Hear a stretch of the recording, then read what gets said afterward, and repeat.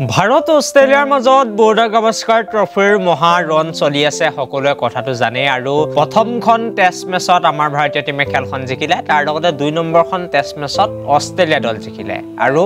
এতিয়া বাকি আছে প্ৰায় 3খনকৈ টেষ্ট মেচ গতিকে 3 নম্বৰ যিখন টেষ্ট মেচ হ'বলৈ গৈ আছে ইণ্ডিয়া ভাৰ্চেছ অষ্ট্ৰেলিয়াৰ সেইখন আচলতে বহুত বেছি ইন্টাৰেষ্টিং হ'ব বা ইম্পৰ্টেন্ট হ'ব প্ৰত্যেকটো দলৰ বাবে আৰু কে সিৰিজটো দখল কৰিবলৈ নহয় WTC ফাইনেলৰ প্ৰতি লক্ষ্য ৰাখি আমাৰ ভাৰতীয় ক্ৰিকেট দলৰ বাবে বহুত বেছি ইম্পৰ্টেন্ট মেচ হয় বাকি থকা এই 3খন মেচ যদি এই কেইখন মেচত তেওঁলোকে জিকিব নোৱাৰে তেনেহলে ওয়াৰ্ল্ড টেষ্ট চেম্পিয়নশ্বিপ অৰ্থাৎ বিশ্ব টেষ্ট চেম্পিয়নশ্বিপৰ ফাইনেল খেলাৰ পৰা বঞ্চিত হ'ব ৰোহিত শৰ্মা নেতৃত্বাধীন দল গতিকে আজি মই কথা পাতিবলৈ আহিছো তৃতীয়খন টেষ্ট মেচত আমাৰ ভাৰতীয় ক্ৰিকেট দলৰ প্লেইং 11 কেনেকুৱা হ'ব আৰু ক'ত হাল হলনি হ'বলৈ গৈ আছে বিখত হাল হলনি ঘটিব গতিকে কেনেকুৱা চেঞ্জ ঘটিব আৰু কাক দলৰ পৰা বাহিৰ কৰিব সেই বিষয়ে যদি আপোনালোকে বিশেষ জানিব বিচাৰিছে তেনেহলে ভিডিওটো বা এই প্ৰতিবেদনটো একেবাৰে প্ৰথমৰ পৰা শেষলৈকে চাই থাকিব পাৰে কিন্তু তাৰ আগতে ভিডিওটো লাইক লগতে চেনেলটো সাবস্ক্ৰাইব কৰি ল'বলৈ নাপাহৰিব এনেকুৱা ধৰণৰ খবৰৰ বাবে আৰু মই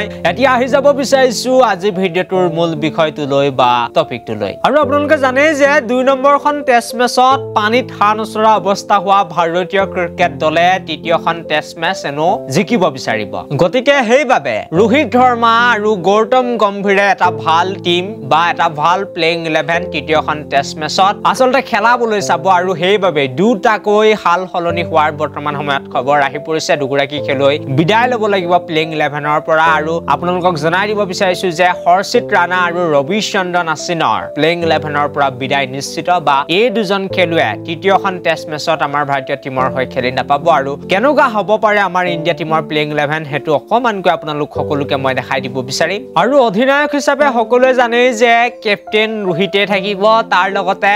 যশস্বী জয়সৱাল আৰু KL ৰাহুল দলত নিশ্চয় থাকিব তাৰ পাছতে সুমন গিল বিৰাট কোহলি ঋষভ পন্থ তাৰ লগতে নীতিশ কুমাৰ ৰেড্ডিয়ে দলত স্থান লাভ কৰিব বা প্লেইং 11ত স্থান লাভ কৰিব তাৰ পাছতে আৰু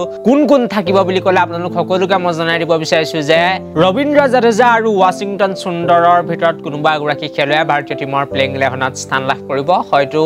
জাদেজা হ'ব পাৰে বা ৱাশ্বিংটন সুন্দৰো হ'ব পাৰে কোনে পাব হেতু এতিয়া কোৱাটো সম্ভৱ নহয় কিন্তু ৰবিচন্দ্ৰন আশ্বিনৰ বিদায় এতিয়া নিশ্চিত তাৰ পাছতে মোহাম্মদ সিৰাজ আৰু জসপ্ৰীত বুমৰাহে ভাৰতীয় টিমৰ প্লেইং 11ত স্থান লাভ কৰাৰ লগতে আকাশদ্বীপ থাকিব বুলি বৰ্তমান সময়ত জানিব পৰা গৈছে আৰু এনেকুৱা আমাৰ ভাৰতীয় দলৰ প্লেইং 11 হ'বলৈ গৈ আছে তৃতীয়খন টেষ্ট মেচত আৰু দেখাটো লক্ষণীয় হ'ব আমাৰ ভাৰতীয় টিমে কেনেকুৱা প্ৰদৰ্শন কৰে বৰ্ডাৰ গাভাস্কাৰ ট্ৰফিৰ 3 নম্বৰখন মেচত আৰু সঁচাকৈ আমি আশা কৰিম যে ভাৰতীয় ক্ৰিকেট দলে জিকি যেনে তেনে WTC ফাইনেল যাতে খেলিবলৈ পায় আৰু এই ভিডিওটোত মোৰ বেছি ক'বলগীয়া নাই ইমানতে ভিডিওটো মই সামৰণি মাৰিব বিচাৰিলো thank you for watching this video